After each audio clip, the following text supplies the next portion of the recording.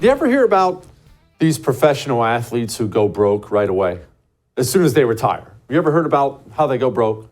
We're going to get to America's economy in a second, and I should clarify before we get going, yes, I did forget to put anything in my hair today before I got on the air.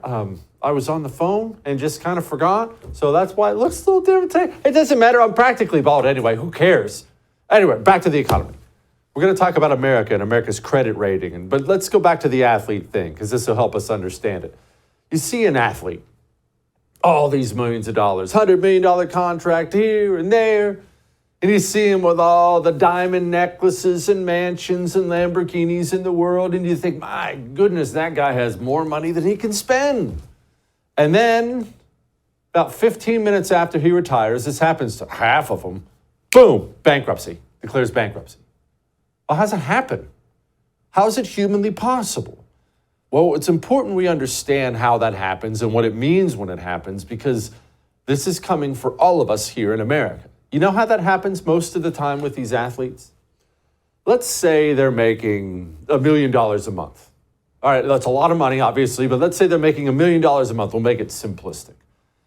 They're finding a way to spend $2 million a month. So I'm making all this money to shoot hoops, but man, I need an extra Lamborghini. I want to rent a yacht for all my friends. I want to do this. I want to do that. I'm spending more than $1 million. I'm spending $2 million a month.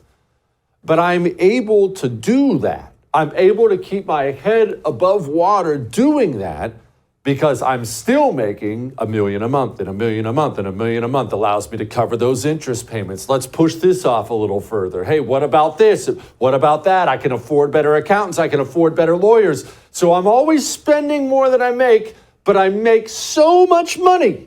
It gives me the freedom to do that. Now let's get to us here in America. You see, the only life you have ever known, the only life I have ever known, I'm 42, the only life we've ever known, no matter your age, is this. America can spend whatever we want. You realize how crazy that is for virtually every other country on the planet and every country in the history of the planet? We spend whatever we want. And just like that drunken athlete, we don't even think about the cost or overspending or that it may end one day because of this. Because our credit rating and the value of our dollar has been so stellar and we've always had so much money coming in, it has given us the freedom to just spend way more than we make every year. No one even bats an eye about it. No one bats an eye about it at all. Here's the problem, though. To do that, to keep spending money without end, you must have the rest of the world agree that your money is stable, that your financial situation is stable. And if we ever get to a place where the world doesn't think that's the case anymore, you and I are about to see a reduction in our standard of living like you've never seen in your lifetime. If America has to start doing what other nations do, and that's live within its means, it's bankruptcy time, baby. And it's time to start opening up our eyes. Fitch, one of these major groups, just downloaded our credit rating from AAA to AA. Now, what does that mean? Well, you have a credit score. I have a credit score. Let's say your credit score is 700 or 750. That's a great credit score. 750. You pay all your bills on time and you walk into a bank and you want a loan with the 750 credit score. You're going to get the best loan rates they have to offer. Welcome in, Mr. Burns. Here's 3% for you. Good work. If you walk into that same bank with a 600 credit score, they might say, Mr. Burns, you can't have a loan for anything. Or they'll say, oh, we'll give you a loan, Mr. Burns, for 15%. That's us as a nation right now. As the world watches us spend out of control, the world is looking on and they're saying, maybe America isn't that great financially anymore. And if only somebody could have seen something like this coming. The GOP lined up for the last 4 years, and voted yes, and voted yes, and voted yes, and voted yes, on multiple, massive spending bills. Truth is, no one cares. And no one's going to care until the whole house of cards come crashing down. And everyone's going to look around and they're going to say, well, how'd this happen? How'd this happen? Now, well, here's the hard truth of it. Talk about making you uncomfortable. Here's the hard truth of it. When that happens, you and I will both have to go look in the mirror and say, that's on me. I never demanded better. So I never got better. You get what you get. Don't throw a fit. And here we are, facing it. The truth is that Democrats and Republicans both spend like drunken sailors. And this is the craziest part about this whole thing. This is the craziest part about where we're going. We'll get to the Fed in a minute, credit rating-wise, and recession-wise, and interest rates, and dollars. But the craziest thing is this. What I'm talking about when it comes to debt, the national debt getting too high, countries deciding they don't want to loan us money anymore, the deflation of the dollar. But you know what? Let's stick with the debt for a minute. The national debt is not an opinion thing. What I just said is not an opinion. It is a mathematical fact. We know what exponential growth is. As we pile on too much debt, it is a fact. If we don't stop doing that, we're going to get too much interest on the debt. We won't even be able to cover the interest payments. The second we can't keep paying our bills with a dollar that's worth something, credit rating goes down, your standard of living disappears, my standard of living disappears. What I just said is not an opinion. It's a mathematical fact. The car is driving towards the cliff. It is driving 100 miles per hour towards the cliff. There is no guardrail. It's all downhill and open pavement until the cliff's end. It is a guarantee that car is going off the cliff and everyone in it's going to die. And having said that, Republicans and Democrats in Congress, the House, Senate, and presidents, everyone from Joe Biden to Donald Trump to Barack Obama to George Bush to Bill Clinton to all of them, they signed bill after bill after bill after bill guaranteeing that car goes Thelma and Louise right off the cliff. It's a guarantee. And no one cares right now. Shoot, you probably barely care as you sit there watching. Everyone just spends and spends and spends as if that retirement day for that pro athlete's never going to come. But you don't stay young forever, and it comes. Oh, did I mention? Here's what the Atlanta Fed had to say. I'm not expecting this to be, a 2-month or a 3-month period. My outlook is that we'll still be in a restrictive territory well into 2024, and it'll just take a while for the inflationary pressures that we've seen over the last year and a half to fully dissipate and get us back to 2%. Another year and a half, don't worry, you're already suffering 18% inflation. The feds are spending like drunken sailors. Just another year and a half and maybe we'll get things back under control. So how's the system handling this? How's your world-class media handling this? Are they out there saying, hey, I know we're Democrats or I know we're Republicans, but we finally need some spending cuts, not reduction on the spending increases. We need actual spending cuts to avoid catastrophe, to avoid the car going off the ledge. Oh, no. They're all running on TV, defending Joe Biden, telling you how wonderful things are. I do think the economy is going to be a huge asset. Biden has been maybe too reticent, too modest to take credit. But I mean, where we've come since the depths of the pandemic is an astounding recovery story. Astounding. According to what I'm observing, the economy is booming. Yeah. Inflation is down. The stock market is doing well. People are having an easier time putting bread on the table, etc. He doesn't seem to be getting the credit for that. And you know what the wildest thing about all this is? This is okay, that was all a lot to take in. I realize that. But this part is the wildest part to me. When that day comes, I think it'll probably be in my lifetime, Lord willing, not shortly, but it could be. But when that day comes, remember, it's inevitable. Car's heading towards a cliff. Whether it's my life, my kid's life, their kid's life, whatever, it's coming. The day's coming. When that car goes zoom, what should happen is the people who've run the country, the Democrats and Republicans who've spent us into disaster, who've run the country, They should, in that moment, have a joint press conference where they all stand side by side on the television set and they tell you how sorry they are and this is our fault and, oh, how could we do this? But, you know, call me cynical. I think when that day finally gets here, they're just going to blame something else and half the public will go along with it. You know what they're blaming high gas prices on right now? Just watch this. This is probably what they'll do when the debt takes us off the cliff. Have you noticed a recent surge in gas prices this summer? Join the club. You're not alone. The national average price of a gallon of regular is now $3.83. That's about 30 cents more than it was just a month ago. One big factor might surprise you. It seems this summer's extreme heat is playing a role.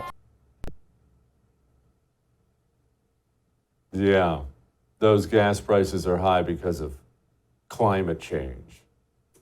All that may have made you uncomfortable. But I am right. We're going to talk to the great president of FreedomWorks in just a moment. Before we talk to him, his decision is puzzling in light of the economic strength we see in the United States. I strongly disagree with Fitch's decision, and I believe it is entirely unwarranted. Okay, well, Janet Yellen's an idiot and a liar, but that doesn't mean she's necessarily wrong here.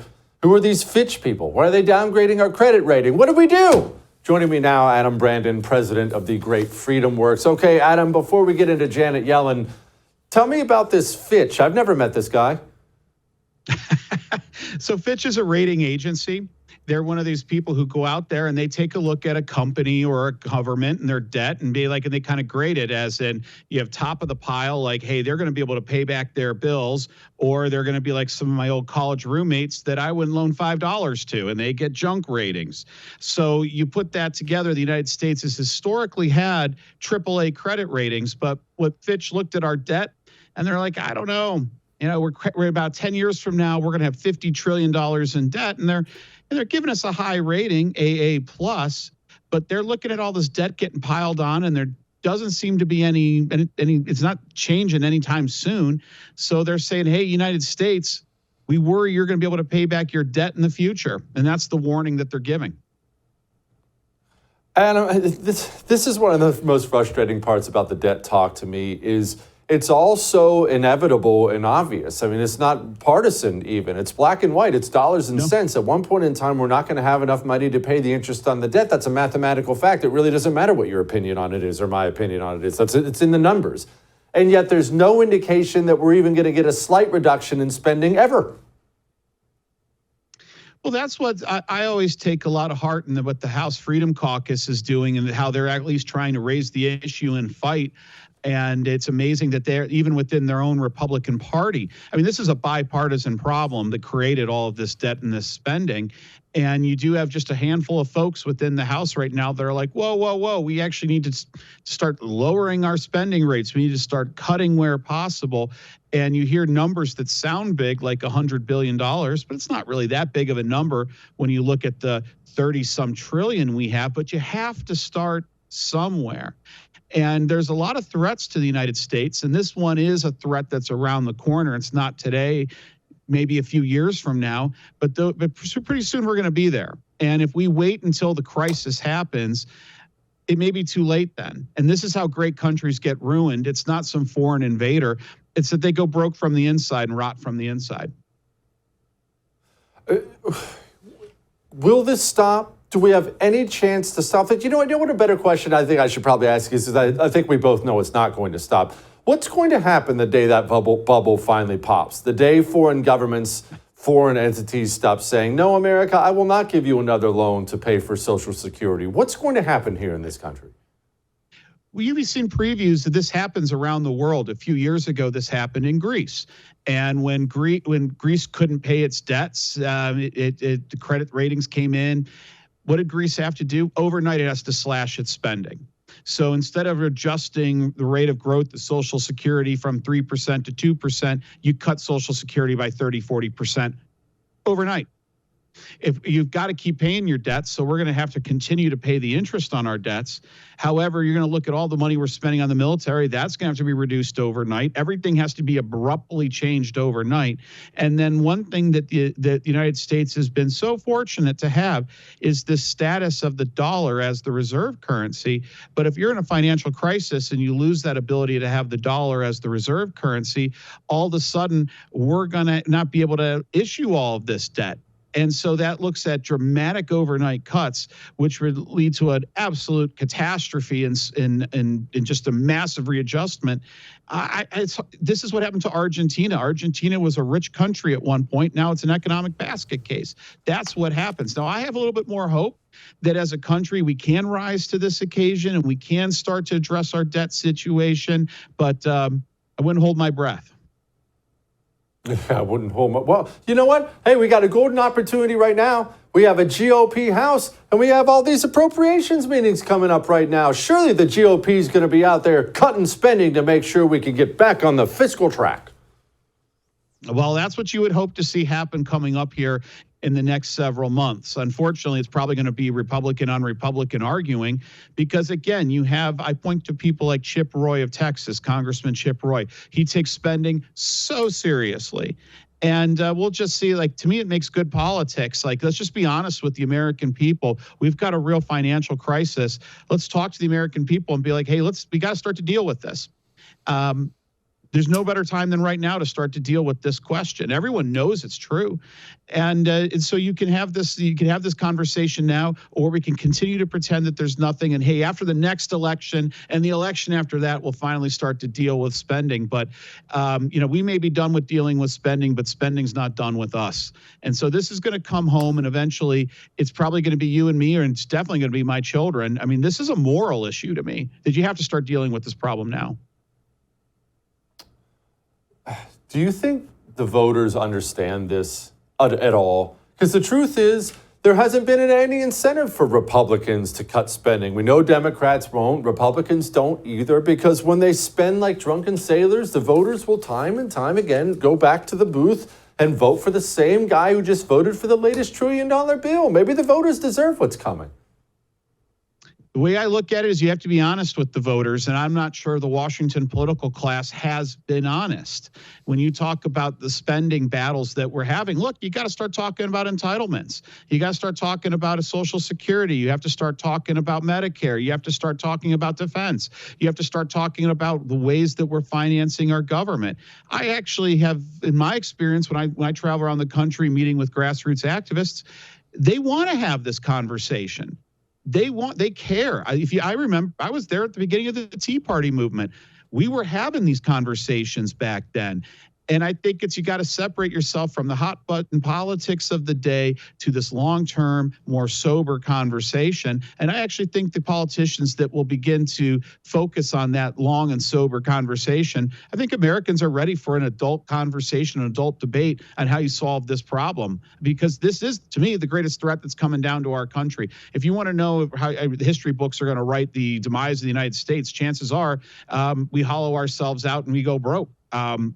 We have the opportunity to solve that problem. Adam, I hope we can solve this problem. I truly do. But let me ask the ultimate hot button question, because you brought it up, and then I'll let you go. Entitlements.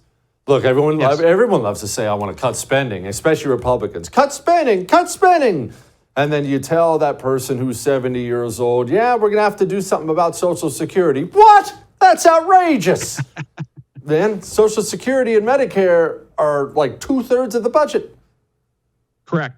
Well, look, here's the good news on that is that if you start talking to younger voters, they're willing to make some kind of deal or adjustment. And I look at my parents, they're in their 80s. They need Social Security and Medicare. We're not going to change the system for those people who depend on it right now. But you start making long-term changes. You start looking at what do we do right now that you start to have a tiered system.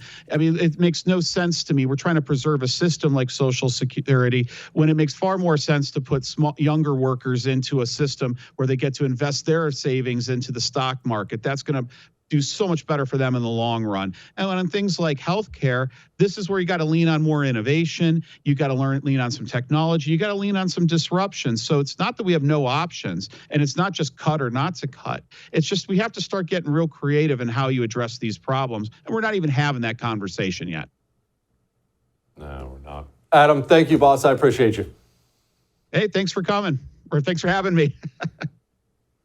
Bet, bud. I have great news. If you enjoyed that, I have a YouTube channel you can subscribe to. Whatever I do, it'll be right there on YouTube. So go subscribe today.